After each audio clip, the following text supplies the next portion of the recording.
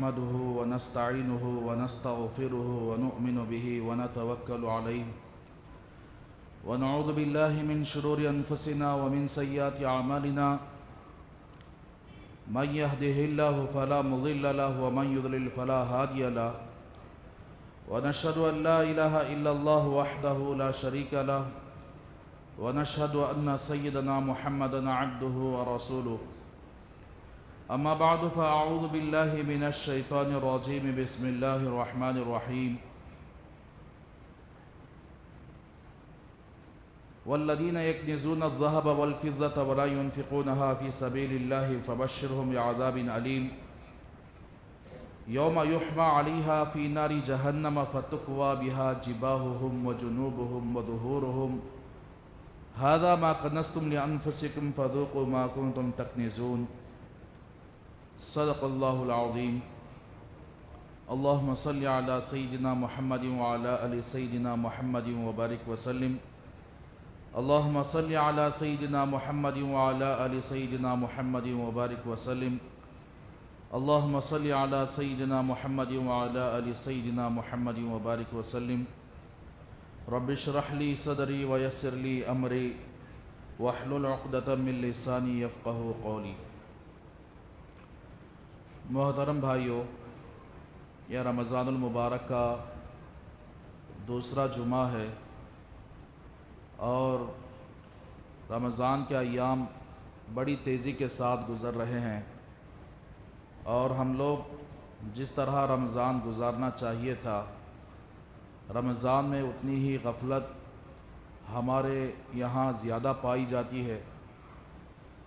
تو بہرحال میرے بھائیوں، بہت سارے لوگوں کی طرف سے ایک تقاضا یہ تھا کہ تراویح کے سلسلے میں جو آج کل غیر مقلدین حضرات، اہل حدیث حضرات لوگوں کے دماغوں کو خراب کر رہے ہیں اور یہ باتیں پھیلا رہے ہیں کہ تراویح 8 ہی رکعت ہے، 20 رکعت نہیں ہے، اس سلسلے میں آپ کے سامنے کچھ مختصر طور پر روشنی ڈالوں گا۔ اس کے بعد میرا جو اصل موضوع ہے زکوٰۃ کا، تو اس سلسلے میں آپ کے سامنے بات ہوگی۔ تو میرے بھائیوں، تراویح کہتے ہیں، تراویح اصل میں ترویحہ کی جمع ہے۔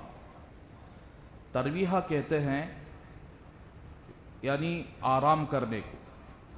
4 رکعت کے بعد تھوڑی دیر آرام کیا جاتا ہے، اس کے اندر چاہے ذکر و اذکار ہو، چاہے کچھ بھی عمل ہو، کچھ دیر آرام کرنے کو ترویحہ کہتے ہیں۔ تو تراویح اس کی جمع ہے۔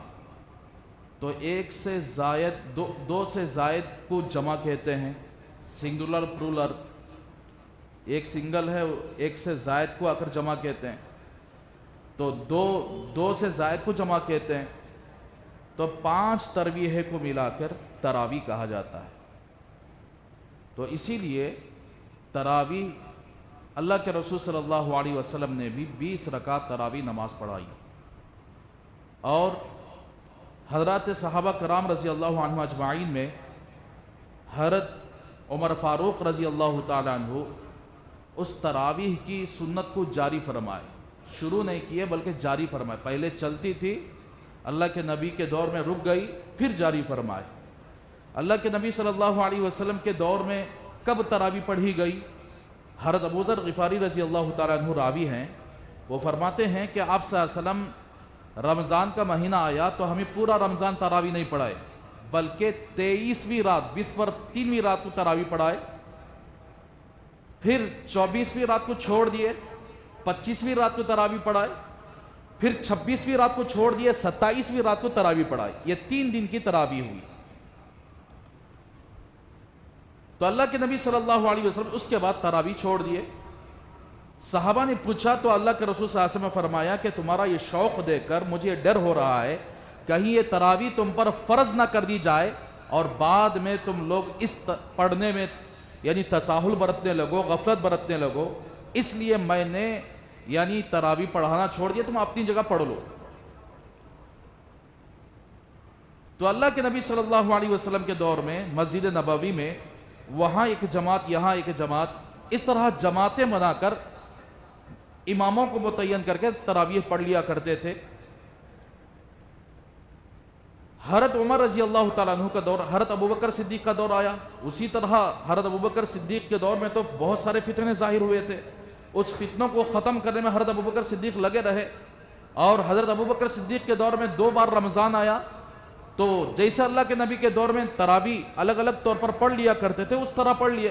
تو حضرت عمر رضی اللہ تعالیٰ عنہ جب یعنی 13 ہجری میں خلیفہ بنے تو اس کے 2 مہینوں کے بعد رمضان آیا، تو رمضان کے بعد پہلا رمضان تو اسی طرح گزرا ہے، دوسرے سال جب رمضان آیا تو حضرت عمر رضی اللہ تعالیٰ عنہ نے یعنی سوچا کہ کیوں نہ ہم ایک امام کے پیچھے ایک جماعت کے ساتھ ان کو یعنی تراویح پڑھا دیا کریں۔ تو حضرت ابی ابن کعب رضی اللہ تعالیٰ عنہ بڑے بہترین قاری تھے اور قرآن کو بڑے اچھے انداز میں پڑھتے تھے، تو حضرت عمر نے حکم دیا، گورنمنٹ کے حکومت کی فرمان جاری کیا کہ تم نماز پڑھاؤ، سارے لوگ ان کے پیچھے نماز پڑھیں۔ تو صحابہ نے اعتراض کیا کہ اللہ کے نبی کے دور میں اس طرح نہیں ہوا، تم کیسے کر رہے ہو؟ تو حضرت عمر رضی اللہ تعالیٰ عنہ نے فرمایا کہ مجھے یاد ہے کہ اللہ کے نبی صلی اللہ علیہ وسلم نے تراویح کیوں چھوڑ دیا ہے، اس لیے چھوڑ دیا تھا کہ اگر یہ تراویح ایسے ہی میں پڑھاتا رہوں تم لوگ شوق میں پڑھتے رہو گے، کہیں یہ فرض نہ بن جائے۔ تو اب اللہ کے نبی کا دور ختم ہو گیا، وحی کا سلسلہ ختم ہو گیا، اب وحی نہیں آنے والی، تو اللہ کے نبی کا اشارہ یہی تھا کہ میرے رہتے ہوئے تراویح نہیں ہے، میرے جانے کے بعد تم تراویح شروع کرو۔ تو حضرت عمر رضی اللہ تعالیٰ عنہ نے وہی فرمان جاری فرمایا اور پورے صحابہ اس پر متفق ہوئے اور پورے صحابہ مل کر نماز پڑھے۔ اسی لیے ابی ابن کعب رضی اللہ تعالیٰ عنہ خود فرماتے ہیں، امام ہیں، حضرت عمر نے ان کو امام منتخب فرمایا کہ حضرت عمر نے مجھے حکم دیا کہ 20 رکعت تراویح پڑھاؤں اور 3 رکعت وتر پڑھاؤں۔ اور اسی طرح حضرت یزید ابن سائب رضی اللہ تعالیٰ عنہ وہ بھی راوی ہیں، وہ بھی فرماتے ہیں کہ اللہ کے نبی صلی اللہ علیہ وسلم کے دور میں بھی ہم 20 رکعت نماز پڑھے، حضرت عمر کے دور میں بھی 20 رکعت نماز پڑھے، یہاں تک کہ حضرت عثمان رضی اللہ تعالیٰ عنہ کا دور آیا تو ہم لوگ اتنی لمبی نمازیں پڑھتے تھے کہ کھڑ نہیں پاتے تھے اور لکڑیوں کا سہارا لے کر کھڑا کرتے تھے، اور 20 رکعت نمازیں ہوتی تھی اور 3 رکعت وتر ہوتی تھی۔ حضرت علی کا دور آیا تو حضرت علی کے دور میں اسی طرح معاملہ بنا، تو یہاں تک کہ 1400 سال سے یہ معاملہ ہوا، اور یعنی 1400 سال تک ساری دنیا کے اندر اکثر و بیشتر 20 ہی رکعت نماز تراویح پڑھائی جاتی ہے اور 20 ہی رکعت لوگ پڑھتے ہوئے آ رہے ہیں، اور اس پر سارے ائموں کا اجماع ہے، چاروں امام اس پر اجماع کیے ہیں کہ 20 رکعت تراویح ہے۔ مدینہ پاک کے اندر بھی 20 رکعت تراویح، مکہ المکرمہ کے اندر 20 رکعت تراویح، اور یہ اسی طرح کا معاملہ آج تک چلتا رہا، بلکہ 2 سال پہلے تک یعنی سعودیہ عرب کے اندر چلتا رہا۔ اب 2 سال سے جیسے ہی کرونا آیا تو وہ حکومتی لوگ جو اپنے آپ کو یعنی یہودیوں کا ایجنٹ بنا کر اپنے آپ کو کیا کیے ہیں، یعنی عرب کے اندر ایسے ایسے غلط قانون لا چکے ہیں، اس میں سے ایک تراویح کی 10 رکعت کو انہوں نے ڈیلیٹ کر دیا، 10 رکعت کو رکھا، 10 رکعت کو ڈیلیٹ کر دیا۔ تو جیسے تھیٹرز کا آنا، جیسے کلبوں کا آنا، یہ تو کوئی معمولی بات نہیں۔ تابعین غیر مقلدین اور اہل حدیث کا سوال یہ ہے کہ 8 رکعت تراویح پوری سعودیہ کے اندر پڑھی جاتی ہے، تو سعودیہ کے اندر مکہ المکرمہ اور مدینہ منورہ کے اندر 2 سال پہلے تک 20 رکعت تراویح کیوں ہوگی؟ 20 رکعت تراویح مستقل طور پر پڑھی جاتی ہے۔ اب یہ حکومت آنے کے بعد اس نے 10 رکعت کو ختم کر دیا، 8 رکعت نہیں کیا بلکہ 10 رکعت۔ تو اس لیے 8 رکعت یعنی حضرات فقہا، حضرات صحابہ کرام رضی اللہ عنہ اجمعین، اللہ کے رسول صلی اللہ علیہ وسلم نے فرمایا کہ تم میری سنت کو مضبوطی سے تھام لو اور میرے بعد خلفائے راشدین کی سنت کو مضبوطی سے تھام لو۔ تو حضرت عمر رضی اللہ تعالیٰ عنہ 4 خلفاء میں سے دوسرے خلیفہ ہیں، تو حضرت عمر رضی اللہ تعالیٰ عنہ نے اللہ کے نبی کے پیچھے نماز پڑھی تو اسی نماز کو جاری کر دیا۔ اب یہ لوگ بخاری شریف کی ایک روایت ہے، مختصر طور پر میں کہہ دیتا ہوں کہ بخاری شریف کے اندر ایک روایت ہے، ایک صحابی ہیں حضرت سلمہ ابن عبد الرحمن رحمت اللہ، ایک تابعی ہیں سلمہ ابن عبد الرحمن رحمت اللہ علیہ، وہ حضرت عائشہ صدیقہ رضی اللہ تعالیٰ عنہ سے سوال کیا کہ اللہ کے نبی صلی اللہ علیہ وسلم رمضان میں کس طرح نماز پڑھتے تھے، مطلق سوال کیا۔ تو حضرت عائشہ صدیقہ رضی اللہ تعالیٰ عنہ نے فرمایا کہ آپ صلی اللہ علیہ وسلم رمضان میں بھی اور رمضان کے علاوہ دنوں میں بھی 8 رکعت سے زیادہ نہیں پڑھتے تھے. 8 رکعت رمضان میں بھی پڑھتے تھے اور رمضان کے علاوہ دنوں میں بھی پڑھتے تھے, اور 3 رکعت پڑھا کرتے تھے. یہ صاف حدیث ہے. اور وہ 8 رکعت کیسے پڑھتے تھے؟ 4 رکعت ایک سلام کے ساتھ, 4 رکعت ایک سلام کے ساتھ. جبکہ ان غیر مقلدین سے سوال یہ ہے کہ کتنے رکعت پر سلام پھیرتے ہیں؟ 2 رکعت سے پڑھتے ہیں نا. تو اگر یہ اللہ کے نبی صلی اللہ علیہ وسلم, یعنی یہ جو پوچھنے والے تھے, یہ آپ کی گھر کی نماز کے سلسلے میں پوچھے تھے حضرت عائشہ سے. باہر کی نماز تو پڑھتے تھے صحابہ تابعین وغیرہ سب, گھر کی نماز کے سلسلے میں پوچھے تھے. تو حضرت عائشہ نے جواب دیا کہ اللہ کے نبی رمضان میں بھی, رمضان کے علاوہ دنوں میں بھی 8 رکعت سے زیادہ نہیں پڑھتے تھے. تو اس کا مطلب یہ ہے کہ 8 رکعت جو پڑھتے تھے اللہ کے نبی وہ تہجد کی نماز, رمضان میں بھی تہجد 8 رکعت پڑھتے تھے, رمضان کے علاوہ دنوں میں بھی 8 رکعت تہجد کی نماز پابندی سے آپ سب پڑھتے تھے. اور 4 رکعت ایک سلام کے ساتھ پڑھا کرتے تھے. تہجد کی نماز 4 رکعت ایک سلام کے ساتھ, جبکہ تراویح کتنے رکعت پر سلام پھیرا جاتا ہے؟ 2 رکعت پر. تو اب ان غیر مقلدین سے سوال یہ ہے کہ اللہ کے نبی صلی اللہ علیہ وسلم کی یعنی اگر وہ صحیح حدیث پر عمل کرنا چاہ رہے ہیں تو ان سے سوال یہ ہے کہ اللہ کے نبی 3 دن تراویح پڑھے, باقی ایام چھوڑ دیے. تو اب یہ پورا مہینہ کیوں پڑھ رہے ہیں؟ اللہ کے نبی کے پیچھے چلنا چاہ رہے ہیں تو پورا مہینہ کیوں تراویح پڑھ رہے ہیں 8 رکعت؟ اللہ کے نبی 3 ہی دن پڑھائے. اور دوسری چیز یہ ہے اللہ کے نبی 3 رکعت وتر پڑھائے.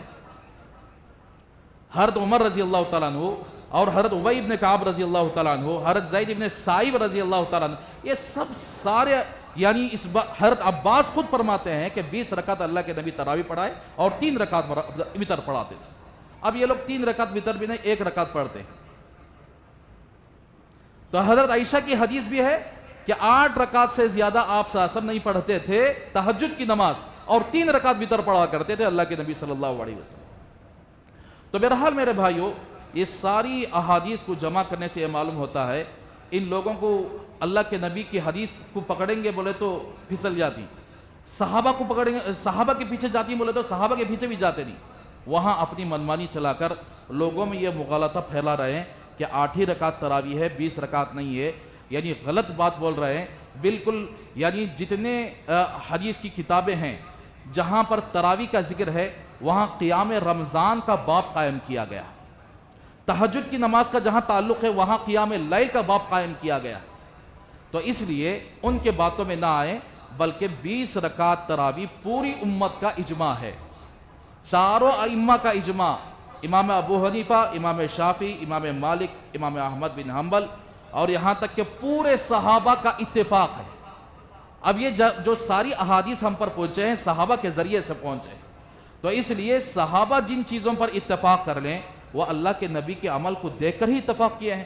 وہی صحابہ جو اللہ کے نبی کے پیچھے پڑھ کر نماز پڑھ کر, یعنی حضرت عمر رضی اللہ تعالیٰ عنہ نے اس سنت کو دوبارہ جاری کیا, تو سمجھو کہ یہ حضرات صحابہ کیا ہیں تو اس میں کوئی غلط نہیں ہو سکتا.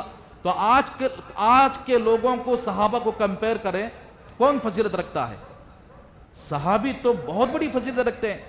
پوری دنیا کے لوگ اللہ کے ولی بن جائے تو صحابی کے پیر کے دھول کے درجے کے برابر بھی نہیں ہے.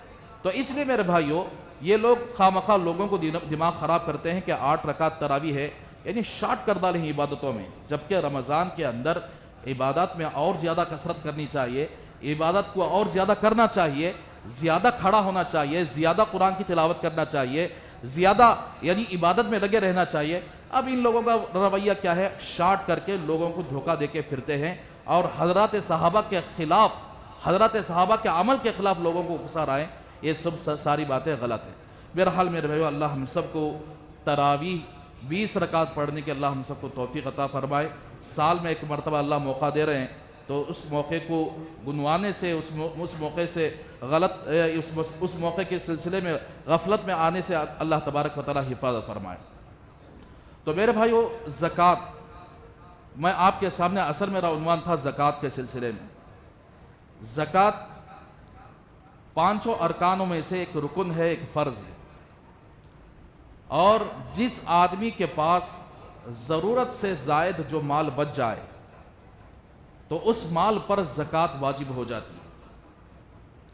اور چاہے وہ سونا ہو، عورتوں کا استعمال کیا ہوا سونا، بہت سارے لوگ یہاں بھی یعنی یہی اہل حدیث لوگ کہاں گئے تو بھی انگلیاں ڈالتے چلا جی، عورتوں کے زیور میں زکوٰۃ نہیں کرو بولتے، حالانکہ عورتوں کے زیور میں بھی زکوٰۃ ہے۔ جس عورت کے پاس اب تو سونے کی قیمت اللہ کے نبی دو نصاب بتائے، ایک سونے کا نصاب ہے، ایک چاندی کا نصاب ہے۔ سونے کا نصاب تقریباً 80 پر 7 گرام ہے اور چاندی کا نصاب 612 گرام ہے، تو 80 پر 7 گرام اور 612 گرام، اور سونے کا ایک 10 گرام ایسا ہے جو چاندی کے نصاب کو پہنچ جاتا ہے، یعنی 612 گرام کی قیمت 10 گرام کو پہنچ جاتی ہے۔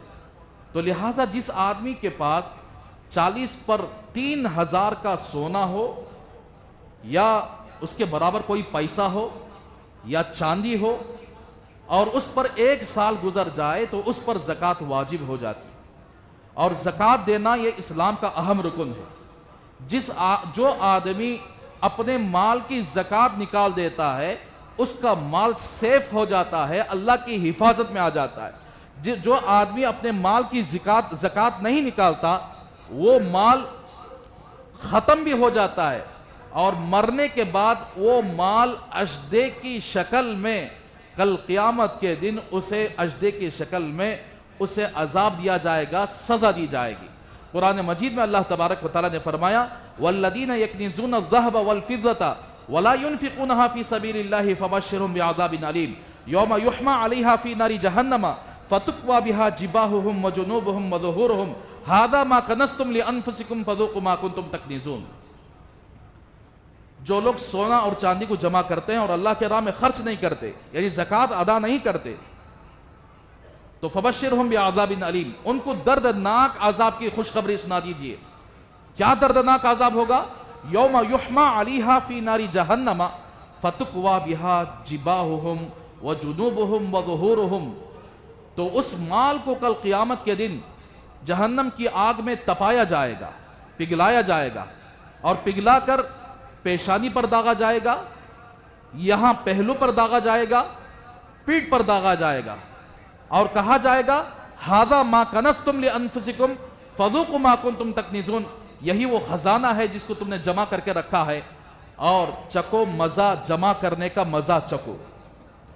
تو میرے بھائیو، یعنی جو مال ضرورت سے زائد، چاہے سونا ہو، چاندی ہو، چاہے پلاٹ ہو، چاہے یعنی دکان وغیرہ تجارت کا مال ہو، وہ سب کے سب زکوٰۃ میں شامل ہوتے ہیں، ان پر زکوٰۃ نکالنا واجب ہو جاتا ہے۔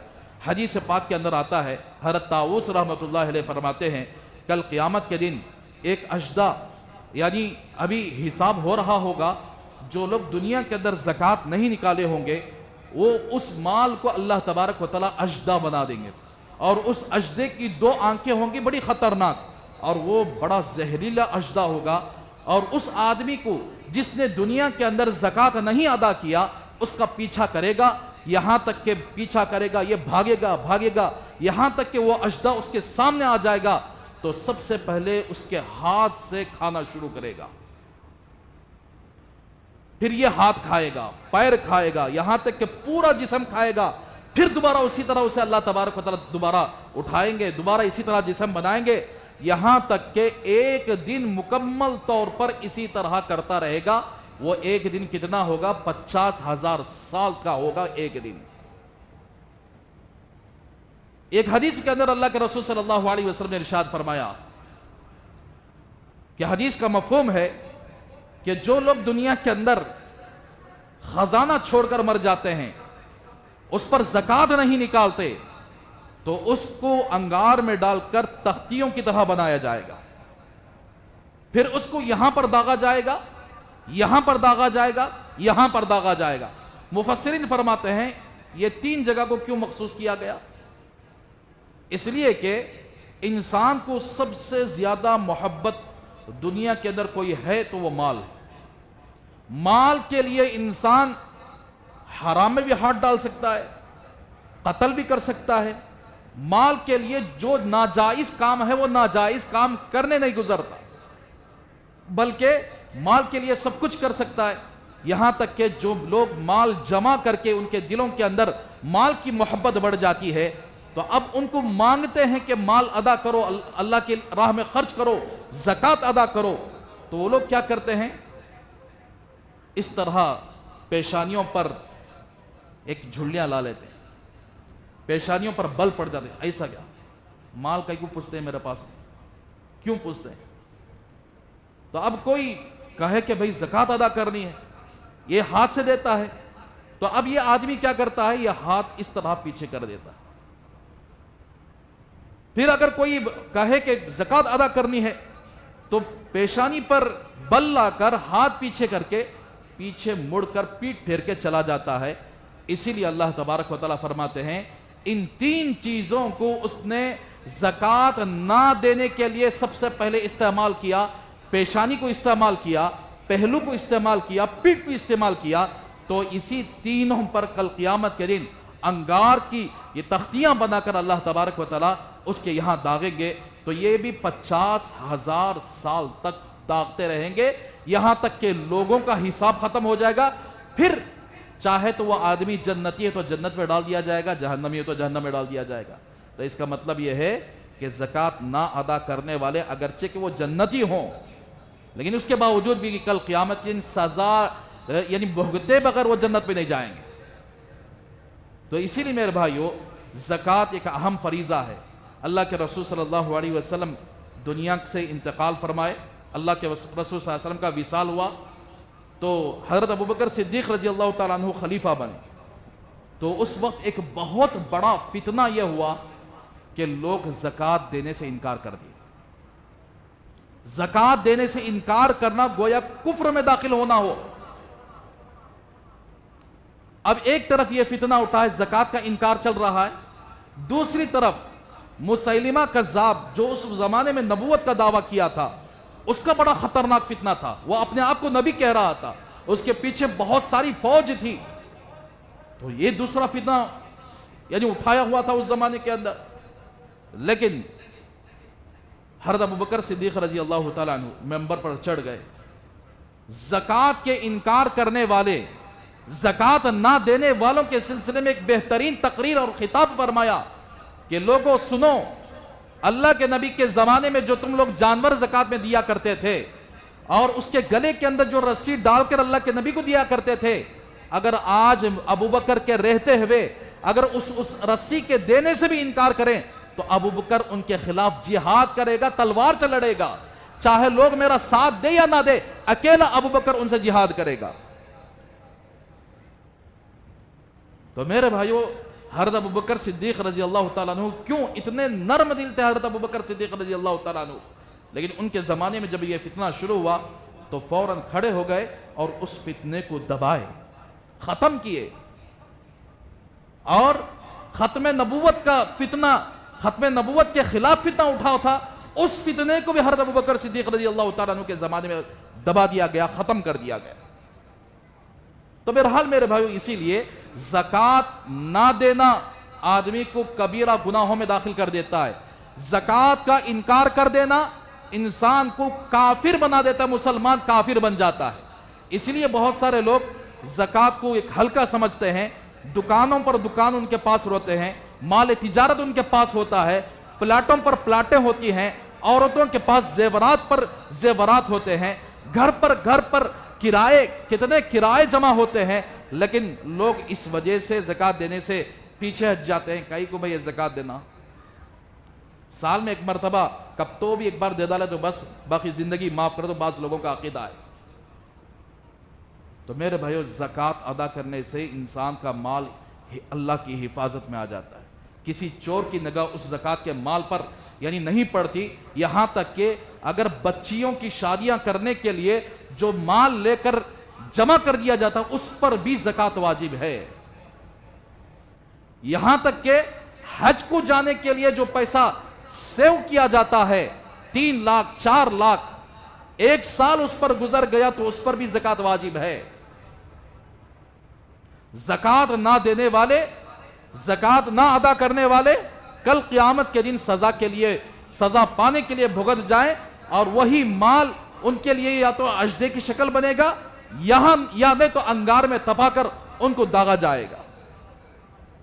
اللہ کے نبی صلی اللہ علیہ وسلم کے دور میں بہت سارے ایسے لوگ موجود تھے کہ جو زکوٰۃ کا انکار کیا، زکوٰۃ ادا کرنے سے پیچھے رہ گئے۔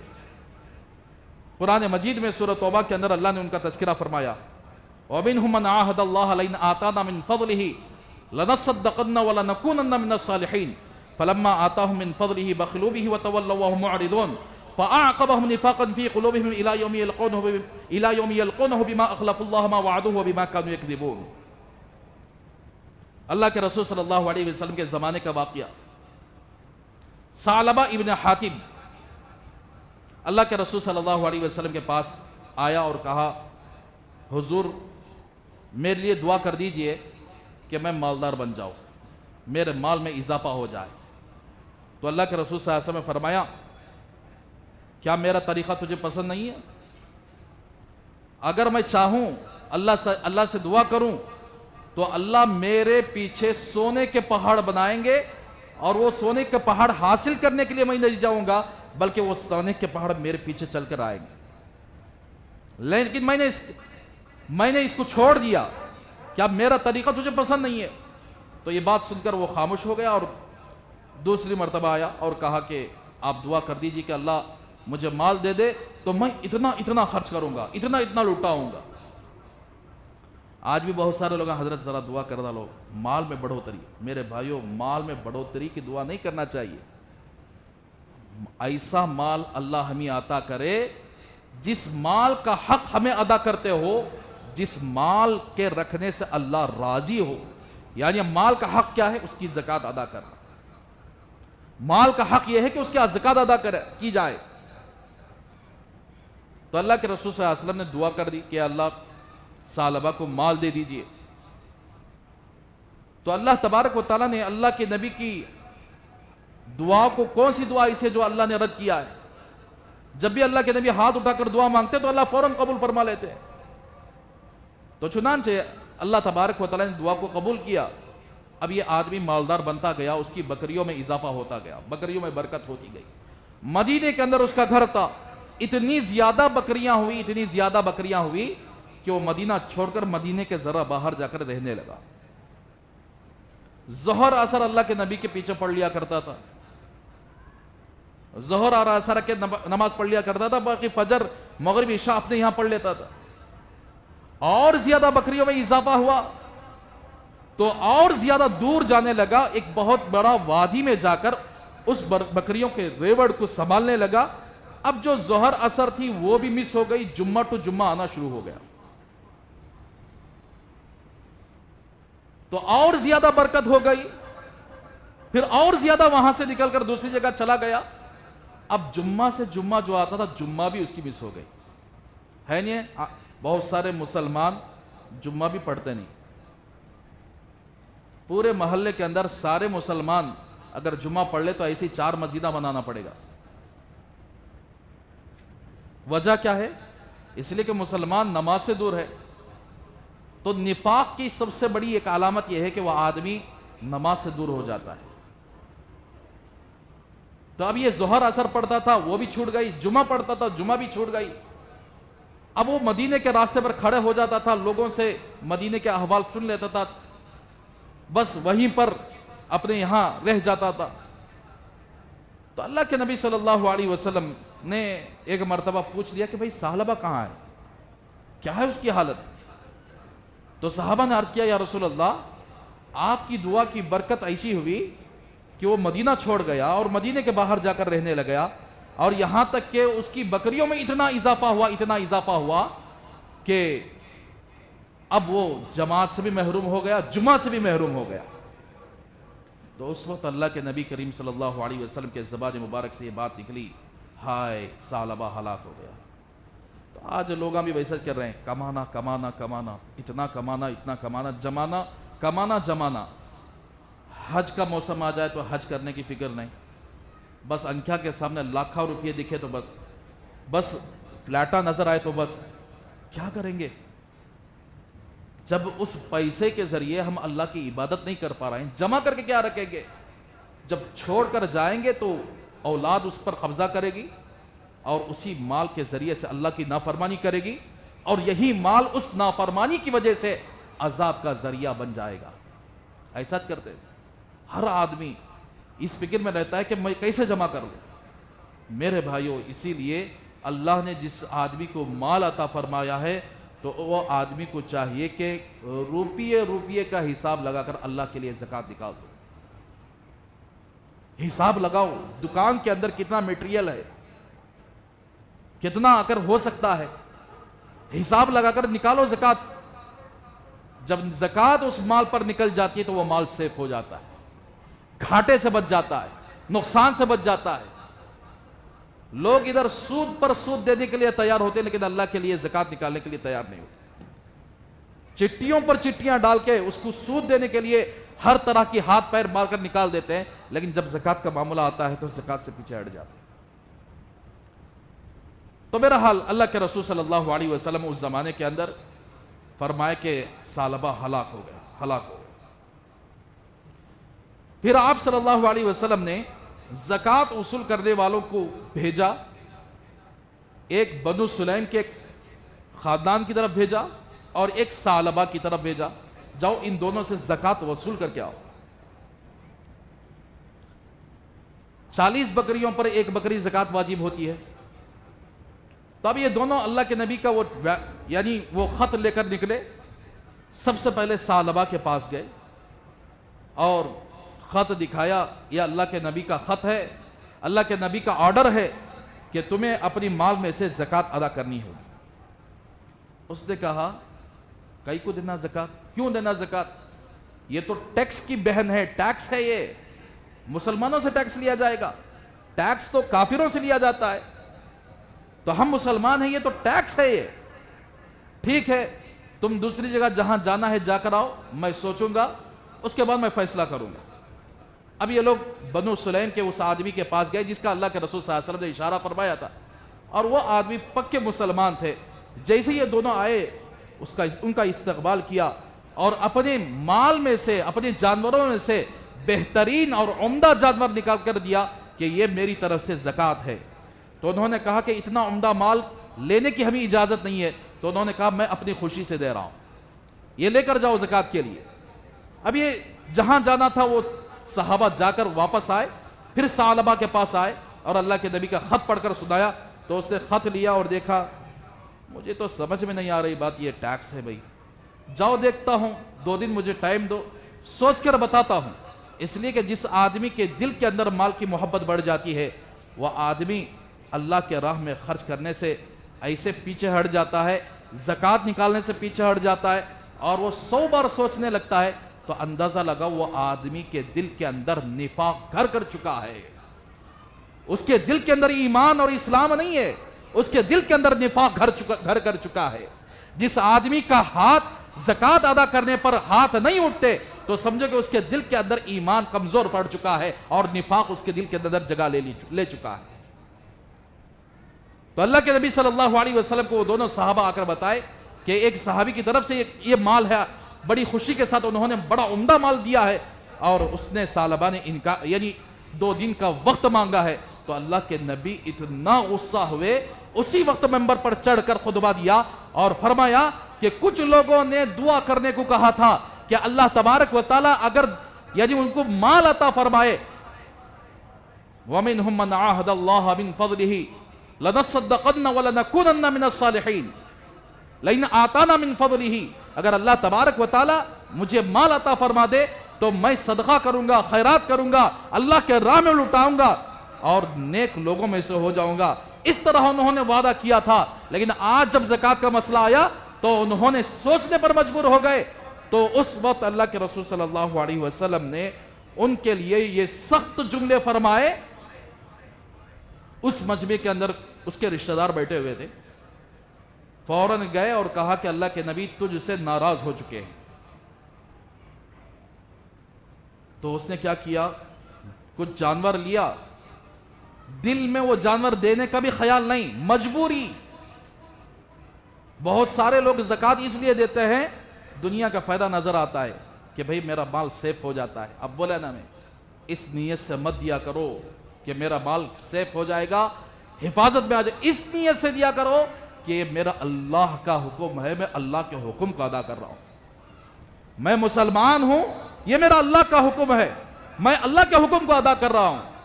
تو جو بندہ اللہ کے حکم کو ادا کرنے کی نیت سے دیتا ہے, یہ سارے دنیا کے فائدے ہیں اور آخرت کے بھی بہت سارے فائدے. تو اب یہ آدمی جلدی جلدی آیا اور اللہ کے نبی کے سامنے پیش کیا کہ یہ میری طرف سے زکوٰۃ ہے, قبول کر لیجئے. تو اللہ کے نبی نے فرمایا کہ اللہ نے تیری زکوٰۃ لینے سے مجھے منع کر دیا ہے. اسی لیے میرے بھائیو, آپ کے پاس جتنے مدارس والے آتے ہیں, یہ آپ پر ان کا احسان ہے.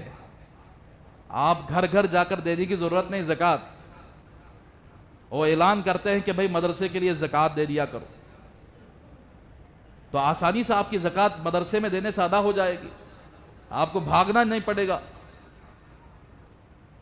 تو اس لیے اللہ کے نبی کے دور میں باقاعدہ وہ زکوٰۃ وصول کرنے کے لیے ساتھیوں کو متعین کرتے تھے اللہ کے نبی.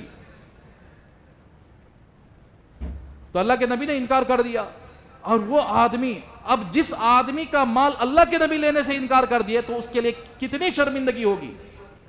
وہ مدینے کی مٹی اٹھا کر سر پر ڈالنے لگا, ہائے ہائے میری ہائے ہائے کہنے لگا, واویلا مچانے لگا.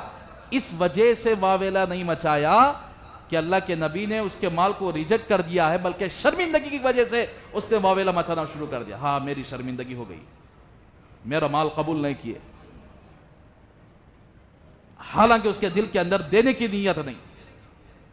تو اللہ کے نبی کا دور ختم ہو گیا, حضرت ابوبکر صدیق کا دور آیا تو وہی مال لے کر آیا, قبول کر لیجئے. تو حضرت ابوبکر نے ریجیکٹ کر دیا, اللہ کے نبی نہیں لیے تو میں کون ہوتا ہوں تیرے مال کو لینے کے لیے. پھر حضرت عمر کا دور آیا, حضرت عمر نے بھی ریجیکٹ کر دیا. حضرت عثمان کا دور آیا, حضرت عثمان نے بھی ریجیکٹ کر دیا. اسی نفاق کی حالت میں اللہ نے قرآن میں نازل کر دیا تھا آیت فَأَعْقَبَهُمْ نِفَاقًا فِي قُلُوبِهِمْ إِلَى يَوْمِ يَلْقَوْنَهُ. اس کے دل کے اندر اللہ نے نفاق کو گاڑ دیا. کب تک؟ قیامت تک. تو اسی نفاق کی حالت میں, منافقت کی حالت میں دنیا سے گیا. نبی کے پیچھے نماز پڑھنے والا, نبی کو دیکھ کر ظاہراً اسلام قبول کیا تھا, دل سے نہیں, دل سے اسلام کے احکامات کو نہیں مانتا تھا. نبی کے پیچھے نماز پڑھنے والا بھی مرتد ہو سکتا ہے, منافق ہو سکتا ہے.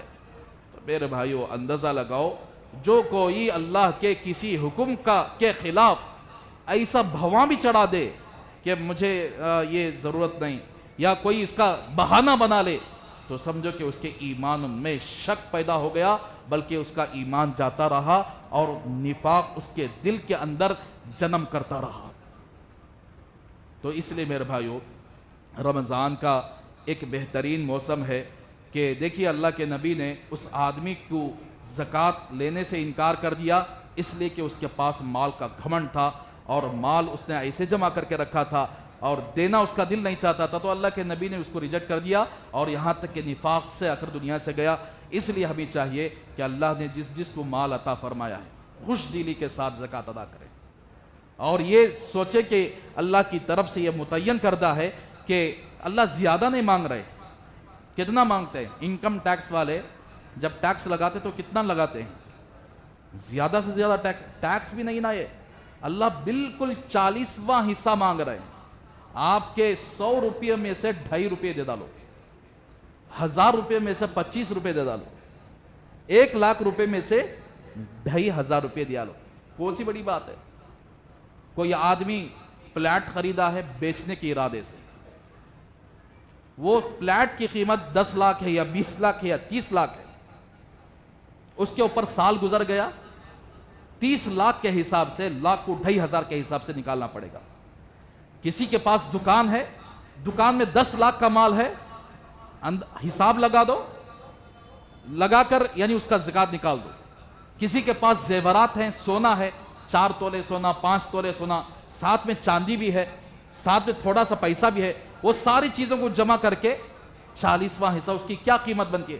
سونے کا یعنی زکوٰۃ نکالنے کا آسان طریقہ یہ ہے, سونار کے پاس جاؤ, اس سے تلواؤ اور کہو کہ بھئی آج یہ سونا بیچوں گا تو اس کا پیسہ کتنا ملے گا, اور وہ ترک موزری گزری سب نکال کے یہ بیچے گا تو اتنا پیسہ تجھے آج اتنا ملے گا, تو اتنے پیسے کی زکوٰۃ نکالیے. تو اس لیے رمضان کا مہینہ جس میں مدارس والے زیادہ آتے ہیں، سب سے زیادہ حقدار بنتے ہیں زکوٰۃ کے خرچ کرنے کے، تو وہ اپنے رشتہ دار ہیں۔ رشتہ داروں میں سب سے پہلے تلاش کرو جو سب سے زیادہ غریب ہوتا ہے۔ تو ایک بات یہ ہے کہ سید نہ ہو، رشتہ دار سید نہ ہو، اور اس کے اوپر مال یعنی زکوٰۃ واجب نہ ہوئی ہو، یعنی اتنا پیسہ ایکسٹرا ضرورت سے زائد اس کے پاس نہ ہو جو زکوٰۃ کو واجب کرنے والی، جیسے 40 پر 3000 مثال کے طور پر اتنا پیسہ ایکسٹرا اس کے پاس نہ ہو، تو ایسے آدمی کو زکوٰۃ دینا جائز۔ تو سب سے پہلے اپنے رشتہ داروں میں بھائی کو بھی زکوٰۃ دے سکتے ہیں، بہن کو بھی زکوٰۃ دے سکتے ہیں، اور اسی طرح پھوپھی کو بھی زکوٰۃ دے سکتے ہیں، خالہ کو بھی زکوٰۃ دے سکتے ہیں۔ جو اپنے رشتہ داروں میں جو یعنی رشتہ دار ہیں، قریبی رشتہ دار ہیں، سب سے پہلے ان میں تلاش کرو تو ان کو زکوٰۃ ادا کیا کرو، اور تھوڑی سی زکوٰۃ مدرسے والوں کے لیے بھی رکھا کرو، اس لیے کہ مدرسے میں زکوٰۃ ادا کرنے سے جیسے رشتہ داروں کو زکوٰۃ دینے سے ڈبل اجر ملے گا، ایک رشتہ داری کا اجر ملے گا، ایک زکوٰۃ ادا کرنے کا اجر ملے گا، اسی طرح مدرسوں میں زکوٰۃ دینے سے بھی ڈبل اجر ملے گا، ایک زکوٰۃ ادا کرنے کا، ایک وہ لوگ بچے جو قرآن پڑھتے ہیں اس کا بھی اجر اللہ تبارک و تعالیٰ عطا فرمائیں گے۔ تو اسی لیے یعنی زکوٰۃ کو نکالنے کے مسائل انشاءاللہ یعنی آپ حضرات میں انشاءاللہ اسے کلپ بھی بناؤں گا کہ زکوٰۃ کے مسائل کیا کیا ہیں، کس پر زکوٰۃ دینا واجب ہے، کہاں زکوٰۃ دینا واجب ہے۔ غیر مسلمانوں کو زکوٰۃ نہیں دے سکتے، کافروں کو زکوٰۃ نہیں ہے، مسلمان ہی کو زکوٰۃ دینا پڑے گا، اور مسلمانوں میں غریب آدمیوں کو کر زکوٰۃ دینا چاہیے۔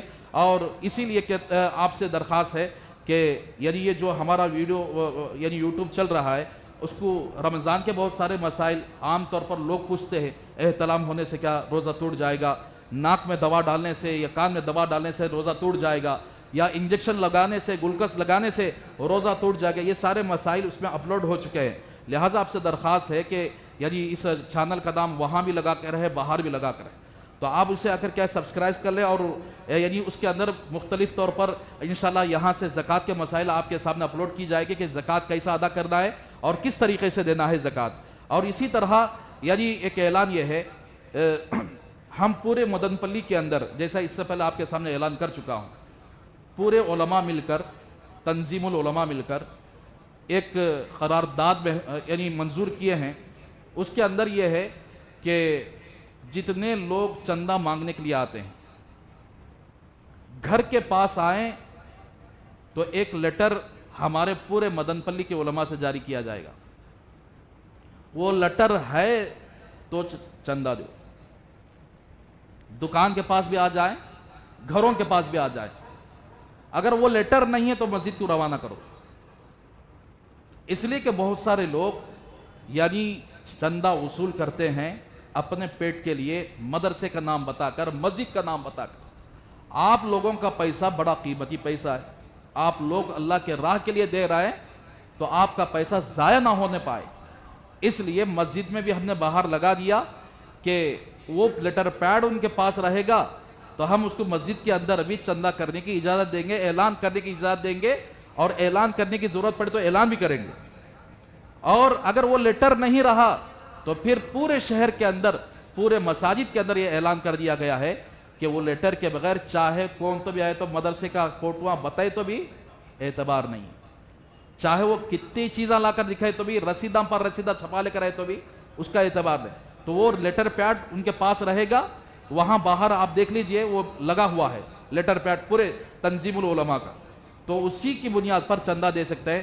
بہتر یہ ہے کہ گھروں کے پاس مانگنے والے آئیں تو ان کو مسجد کی طرف روانہ کر دیں، اس لیے کہ گھر کی عورتیں اتنا سب سمجھداری سے کام نہیں لیں گی اور یعنی بیجا چندہ دے دیں گی، تو مسجد کی طرف بھیجنے سے ہم ان کی تفتیش کریں گے، اس کے بعد ہی ان کو اجازت مل سکتی ہے۔ دوسرا اعلان یہ ہے کہ 22 اپریل تک 2 اپریل تک حج یعنی کمیٹی کی جانب سے اعلان ہے کہ درخواست دینے والے 60 پر 5 سال کی عمر کے اندر ہے تو حج کے لیے فارم فل اپ کر دیں۔ اللہ نے جس کو مال دیا ہے، اللہ نے جس کو دولت دی ہے، تو حج کا ارادہ کرے، سارے دروازے کھلے ہوئے ہیں۔ تو یہ دوسرا اعلان یہ ہوا۔ تیسرا اعلان یہ ہے کہ نوبل اسکول کے اندر رمضان المبارک کے مہینے کے اندر الحمدللہ بہت ساری عورتیں آ رہے ہیں، تو صبح 11 بجے سے لے کر دوپہر تک اتوار کے دن عورتوں کا یعنی اجتماع رکھا گیا ہے، لہٰذا آپ سے درخواست ہے کہ اپنی عورتوں کو وہاں پر بھیجیں گے تو انشاءاللہ بہت ہی بڑا فائدہ ہوگا۔ اللہ سے دعا کرے کہ اللہ ہم سب کی ان باتوں پر عمل کرنے کی توفیق عطا فرمائے۔ آمین، وآخر دعوانا الحمدللہ رب العالمین۔